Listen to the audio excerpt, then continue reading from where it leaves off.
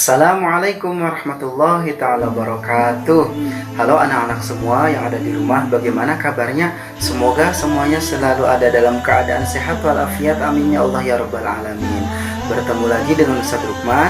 Seperti biasa kita akan belajar mata pelajaran PAI atau Pendidikan Agama Islam.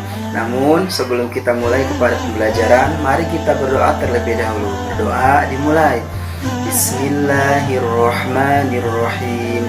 Rabbi zidni ilman warzuqni fahman walhamdulillahi rabbil alamin. Alhamdulillah, kita sudah berdoa, semoga kita diberikan kemudahan, kelancaran dan pemahaman oleh Allah Subhanahu wa taala. Amin ya rabbal alamin. Anak soleh dan solihah, pada pertemuan kali ini kita akan meneruskan pelajaran PAI yaitu di bab 2, yaitu iman kepada Allah. Apa itu iman kepada Allah? Artinya iman itu percaya kepada Allah atau meyakini adanya Allah Subhanahu wa taala. Anak-anak tahu rukun iman? Insya Allah semuanya pada tahu rukun iman itu ada 6, dan yang pertama itu adalah iman kepada Allah Subhanahu wa taala. Anak soleh dan solihah, kita harus tahu bahwa adanya alam semesta ini pasti ada yang menciptakan.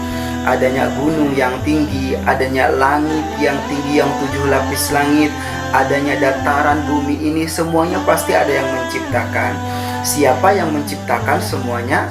Tentu jawabannya satu, yaitu Allah Subhanahu wa taala. Anak soleh dan solihah, bagaimana cara kita beriman kepada Allah Subhanahu wa taala?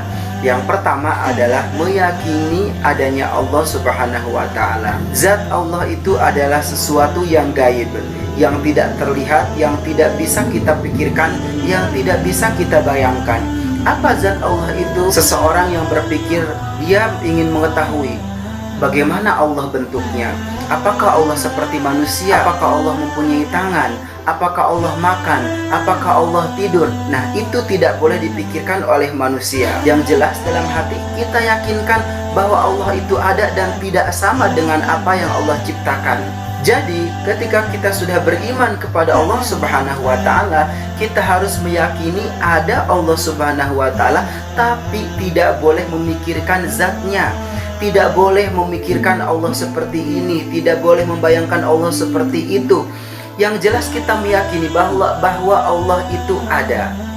Kemudian percaya kepada Allah Subhanahu wa taala harus kita terapkan dalam kehidupan sehari-hari.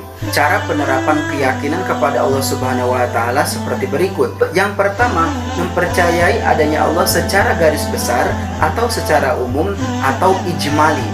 Artinya kita meyakini Allah itu ada, Dia Maha Pengasih, Dia Maha Pemurah, Dia Maha Pencinta, Dia Maha Pencipta, Dia Allah Maha Penerima taubat kita. Dialah yang harus kita sembah, Dialah tempat kita memohon, Dialah tempat kita berdoa, dan Dialah tempat manusia kembali. Itu contoh penerapan imam secara garis besar atau ijmali. Yang kedua, mempercayai adanya Allah secara terperinci atau tafsili. Artinya kita meyakini Allah mempunyai sifat yang wajib dan Allah mempunyai sifat yang mustahil bagi Allah, dan juga Allah mempunyai sifat yang jaiz atas kuasa dan kehendaknya. Anak-anak tahu sifat yang wajib di Allah ada berapa? Anak-anak harus tahu, yang sudah dewasa, yang sudah akil baligh, wajib tahu sifat yang wajib di Allah itu ada 20.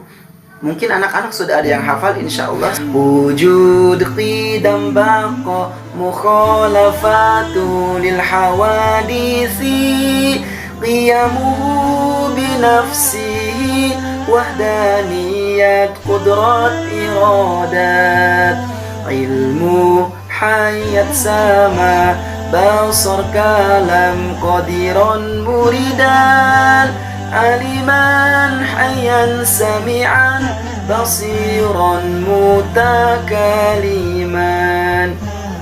Itu sifat wajib di Allah 20, dan tidak ada manusia yang memilikinya. Sifat 20 itu hanya Allah satu yang memiliki sifat 20 itu. Dan kemudian kita harus tahu yang mustahil bagi Allah ada 20 juga. Dan kemudian juga Allah mempunyai sifat-sifat kesempurnaan yang tertuang dalam 99 Asmaul Husna.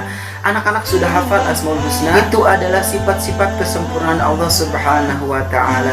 Ya Allah, Ya Rahman, Ya Rahim, Ya Malik, Ya Qudus, Ya Salam, dan seterusnya.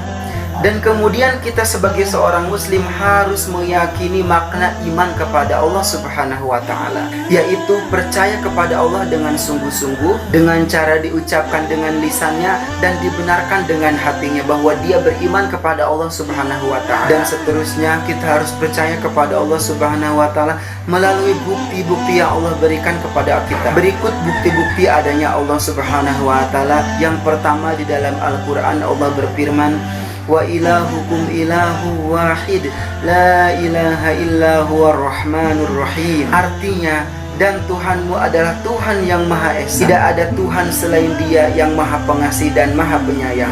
Bukti yang selanjutnya adalah adanya kejadian alam semesta ini. Apakah kita pernah berpikir siapa yang menciptakan alam dunia ini?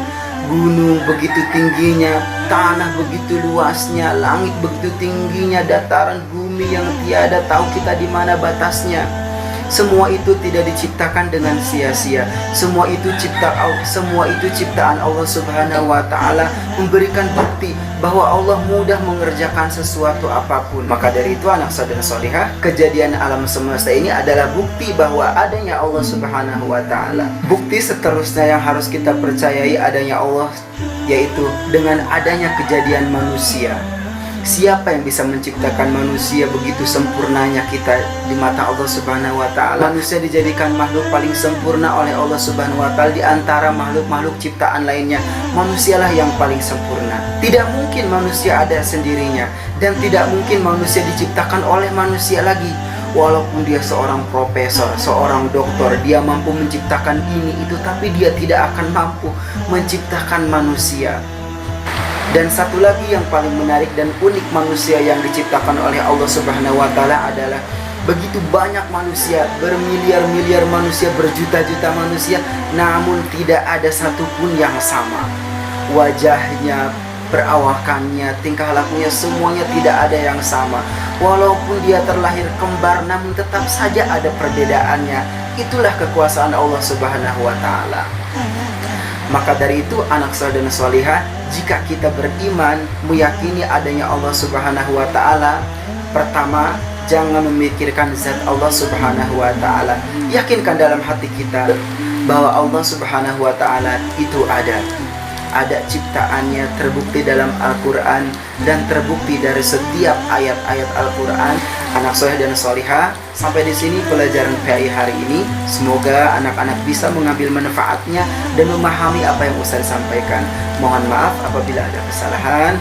Jangan lupa jaga kesehatan selalu. Wassalamualaikum warahmatullahi wabarakatuh. Anak soleh dan solihah, kerjakan tugas ini. Ada di buku PAI halaman 19 sampai 21. Ingat, tulis jawabannya di kertas atau di buku tulis, kemudian foto hasilnya kirimkan ke WA Ustadz Lukman. Terima kasih.